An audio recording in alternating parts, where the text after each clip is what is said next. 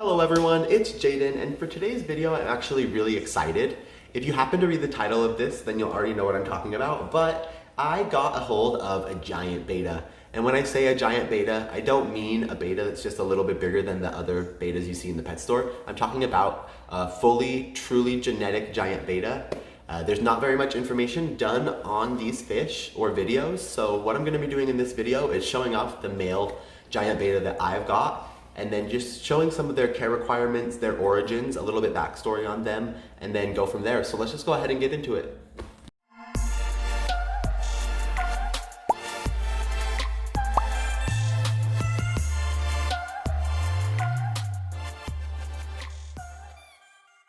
So to get a little bit into the background story or the origins of this giant betta, most people for many years originally speculated that it was a hybrid of Beta Raja and Beta Splendens.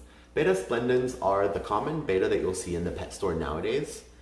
Upon further investigation, most people realized that that couldn't be possible because Beta Raja is actually a mouth brooding species of beta, and Beta Splendens is a bubble nesting species of beta.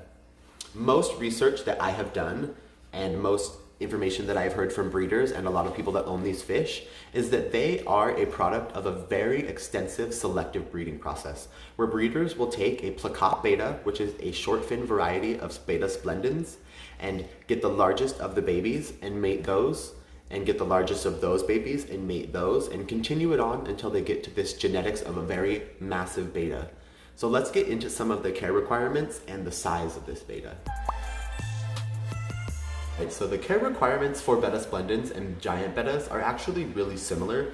Giant bettas really enjoy water temperatures ranging anywhere from 77 to 82 degrees Fahrenheit.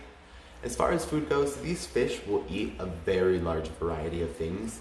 You can give them a range of frozen foods like bloodworms, brine shrimp, mysis shrimp, daphnia. You can give them live blood shrimp or live brine shrimp, live worms.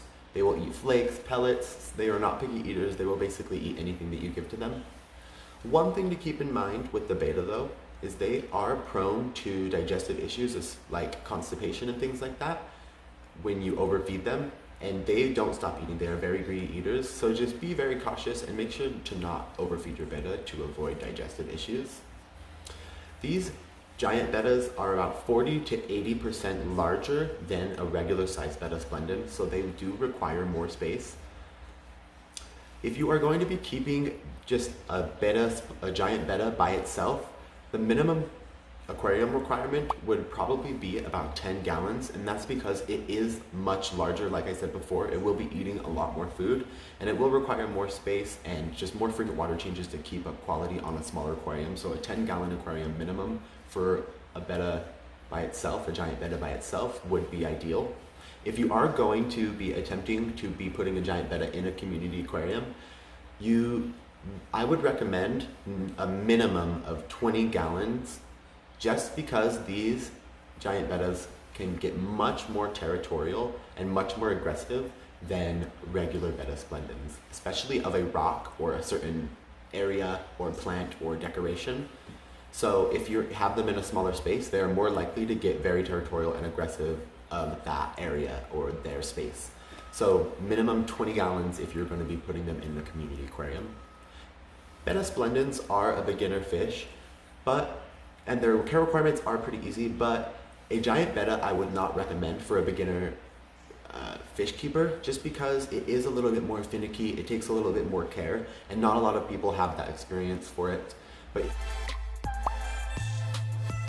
a little bit of background on this fish is these fish are not cheap. I've seen them online range anywhere from $65 to $85 just for a single specimen, plus overnight shipping, and that's not cheap depending on where you live.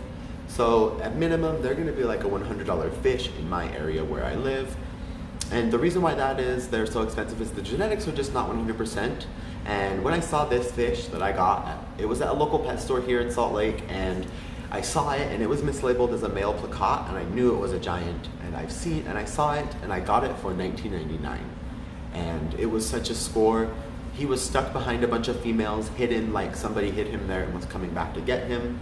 but I saw it and I took it, and I've wanted one of these fish for such a long time, like since I was such a little kid. It technically would have been the first betta fish that I would have ever owned, but somebody grabbed this fish when I was a little kid, like before I could like grab it, because this is a whole thing. But for the rest of the video, I'm actually just gonna be rolling some footage of this fish, and it's an amazing fish, like it's just beautiful, so I'll just get into it.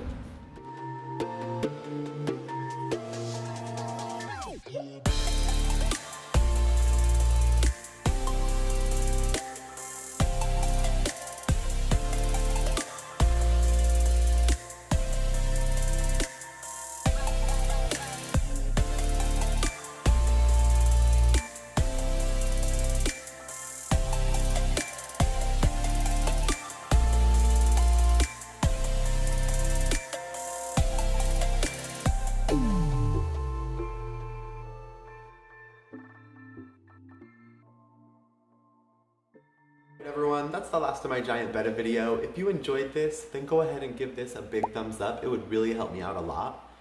Leave a comment in the comment section below, and if you haven't already subscribed to my channel, please go ahead and hit the subscribe button. That would really help me out a lot, and I would really appreciate it. For those of you who didn't know already, I will be posting new videos every Monday, Thursday, and sometimes Friday. If you haven't watched any of my previous videos, then I will leave a link to those in the description box below. So keep an eye out for new content and stay tuned. Bye!